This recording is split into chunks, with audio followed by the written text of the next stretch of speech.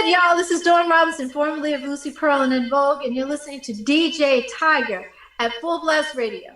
It was a while before I woke up because you're talking about the first album and then the second album.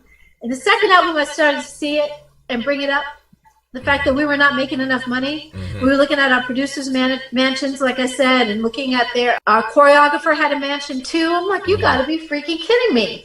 Yeah. Like, again, it's not that they should not have had mansions. It's that we deserve them too.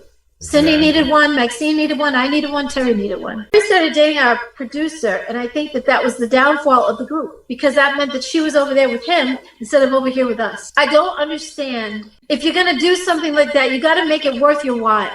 Yeah. And she wasn't, to me, if you're going to be that kind of mentality, you got to figure, okay, how am I going to make sure that this pays off for me? And I think she thought her solo album was going to work. And she was just going to go solo, and then Vogue was going to be over. Or we were going to wait for her solo album, and then she was going to come back to the group. And then we would continue on after that. But it didn't work out that way. They offered me a solo album as well, but my solo album came out 7 months after Terry's. Me, Maxine, and Cindy supported Terry's solo album and everything. We went to see her first show at the Pantages in Los Angeles. It was a beautiful theater. We went and supported her.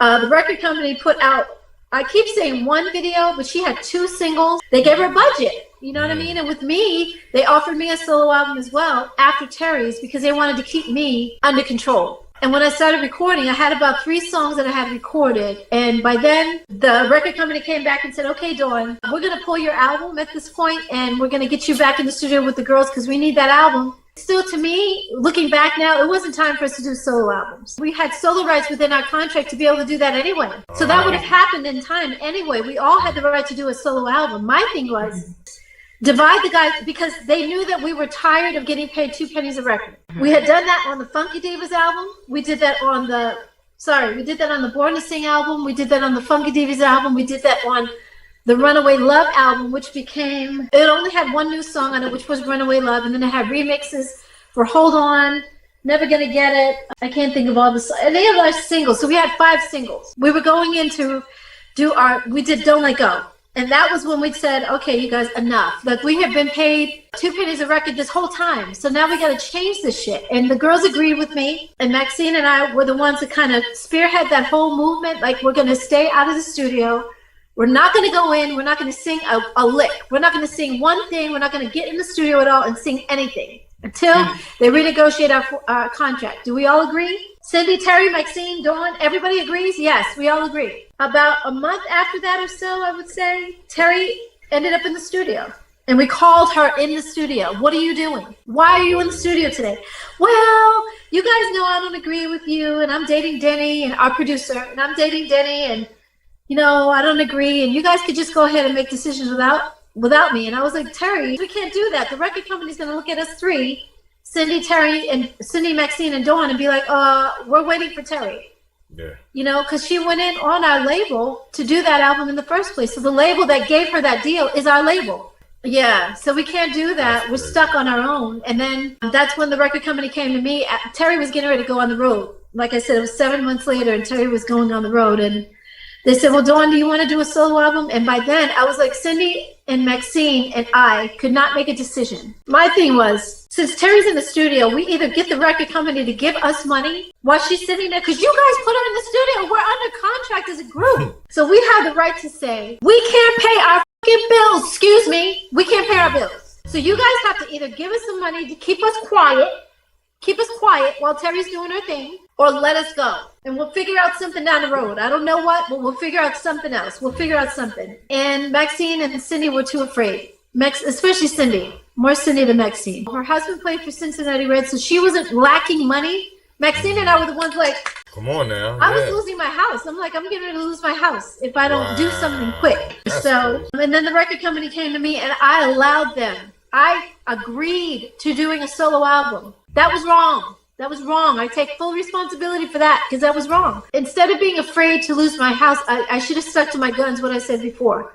Either pay us while Terry's in the freaking studio, or she was done by then, pay us to do her thing while she's doing her thing, or let us go. I should have stuck to my guns with that as well. I started recording, so I had like 3 songs done, and then the record company came back to me and said, well, Dawn, we know you're in the studio recording. It's really cute that you're recording your solo album, but we're going to take you out of the studio right now. We're going to pull your project, and we're going to go ahead and do an En Vogue album. And I was like, to hell you will. No, you will not.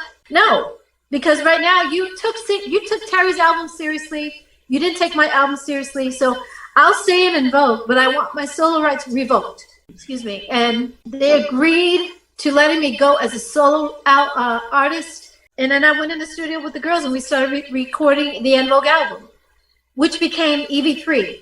Now, Sylvia Rhone was really pissed off because I slighted her. I outsmarted her by telling her I want to go as a solo artist. So when she let me go, she's like, okay, I'm going to fix you, bitch.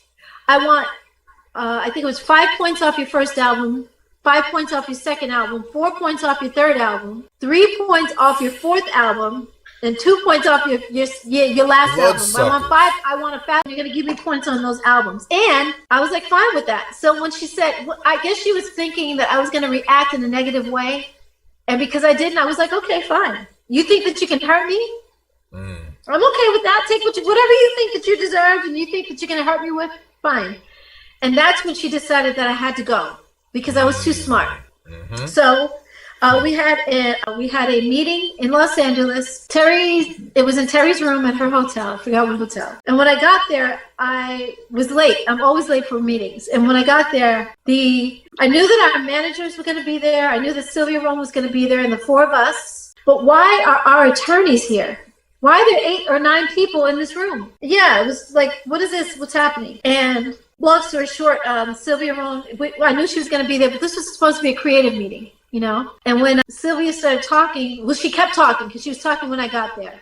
And she said, so, Dawn, I was telling the girls that we have a big campaign behind En Vogue this time for this 4th album, 3rd album, really. And, you know, we can't have no hidden discrepancies. We can't have any hidden agendas. And I was like, so what are you talking about? She said, well, you're doing a solo album. I said, yes. And Terry did a solo album too. You know, what's different about that? And she said, well, we can't have any hidden agendas. I was like, so you're telling me that you have our backs? And she said, yes, and I do. I said, but where were you last year or the year before or the year before or the 6 years ago, 5 years ago, 4, 3, 2, 1? You should have had our backs from day one, and now all of a sudden you think that I have a hidden agenda, first of all, when you know that I'm doing a solo album with someone else. But my solo project is not started yet. I haven't sung one note for my solo art deal yet. I've been in the studio with En Vogue every single day. I've been there. I have recorded. The album is almost finished. We only have 2 songs to go. I've recorded every single one of them. She's like, well, we can't have any hidden agenda, so you need to let us know if you're going to be in this group or you're going to be out. And I was like, wow. She said, so you know what? We've made up our minds. You're out today. Before I left the room, too, I said to the girls, I said, Cindy, and I was addressing Maxine and Terry as well, you guys can be in the same position as me one day. You're putting me on the hot seat right now today when you know that it is wrong the way you guys are doing this. It's wrong. Terry did a solo album. You guys are not. Oh, and that was the biggest thing. I said, Terry did a solo album too. What's different about that? And Terry turned to me and said, it just is, Dawn. It just is. It's different. It just is. It's like your mom saying that you can't go out and play with your friends, and you say, why? And she said, because I said so. Yeah. What's different about your solo album than mine? You guys are kicking me out the group, but they didn't kick you out. What is that about? I couldn't understand. Like, what's different?